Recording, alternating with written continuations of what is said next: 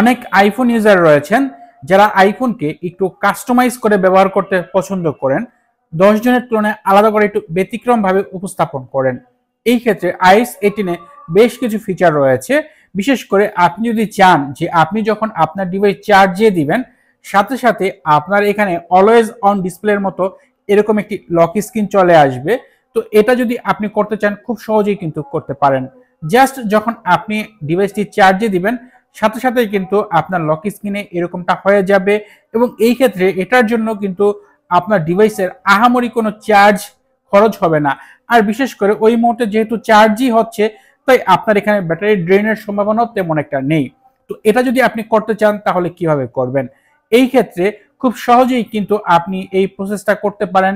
At first আপনাকে এজন্য app স্টোরে যেতে হবে। অ্যাপ স্টোরে গিয়ে আপনাকে একটি অ্যাপস ইনস্টল করতে হবে যার নাম হচ্ছে clock phone big digital clocks. এই ক্ষেত্রে এটা আপনার ডাউনলোড করার সুবিধার্থে ভিডিও ডিসক্রিপশনে এই অ্যাপটির লিঙ্ক দিয়ে দিব।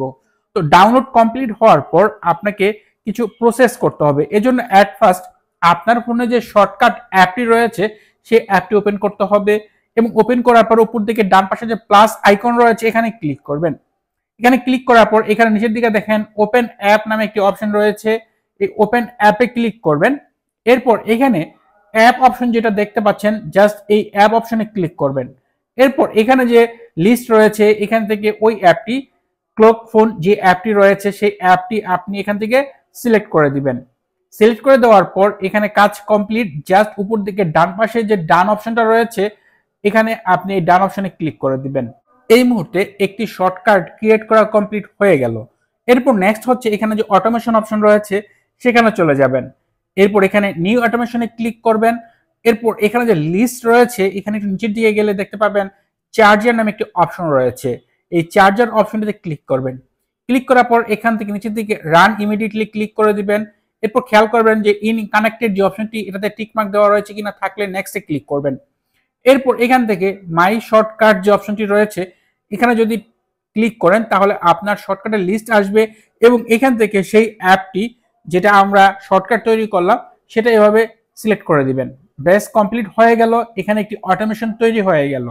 এরপর যখনই আপনি আপনার ডিভাইসটি চার্জারের সাথে কানেক্ট করবেন সাথে সাথে আপনার ফোনের লক স্ক্রিনে অলওয়েজ অন ডিসপ্লের মতো একটি ডিজিটাল ক্লক চলে আসবে।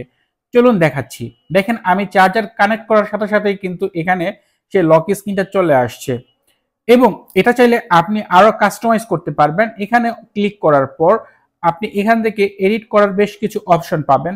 আপনি চাইলে এখান থেকে ক্লকের স্টাইল চেঞ্জ করতে পারবেন, কালার চেঞ্জ করতে পারবেন, ব্যাকগ্রাউন্ড চেঞ্জ করতে পারবেন। মানে আপনি আপনার এই যে আপনার অলওয়েজ অন ডিসপ্লের যে ক্লক যেটা আপনি চার্জ করা অবস্থায় আপনার ফোনে ডিসপ্লেতে শো হবে, এটাকে আপনি আপনার পছন্দ মতো কাস্টমাইজ করে তারপর আপনি ব্যবহার করতে পারবেন।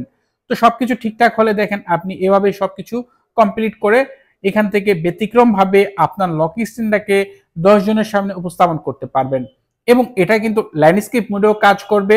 তো জাস্ট শুধুমাত্র আপনি চার্জার কানেক্ট করার সাথে সাথেই আপনার ডিভাইসে লক স্ক্রিন চলে আসবে, এবং এই মুহূর্তে যদি আপনি ফোন ইউজ করতে চান জাস্ট আপনি যেভাবে ফোন আনলক করেন ওইভাবে আনলক করলেই কিন্তু আপনি ফোন ব্যবহার করতে পারবেন, এটা চলে যাবে। তো খুব ইজিলি আপনি এই প্রসেস করতে পারেন যদি আপনার এটা ইচ্ছে হয়। আশা করি ভিডিওটি আপনাদের অনেকের কাছেই ভালো লাগবে। যদি ভিডিওটি আপনার কাছে ভালো লাগে তাহলে অবশ্যই ভিডিওতে লাইক দিবেন, কমেন্ট করবেন। এছাড়া আপনি যদি এখনো চ্যানেলটি সাবস্ক্রাইব না করে থাকেন তাহলে নিয়মিত আইফোন রিলেটেড বিভিন্ন ধরনের ভিডিও দেখার জন্য চ্যানেলটি সাবস্ক্রাইব করে নেবেন। কথা হবে পরের ভিডিওতে, সে পর্যন্ত ভালো থাকুন, সুস্থ থাকুন, আল্লাহ হাফেজ।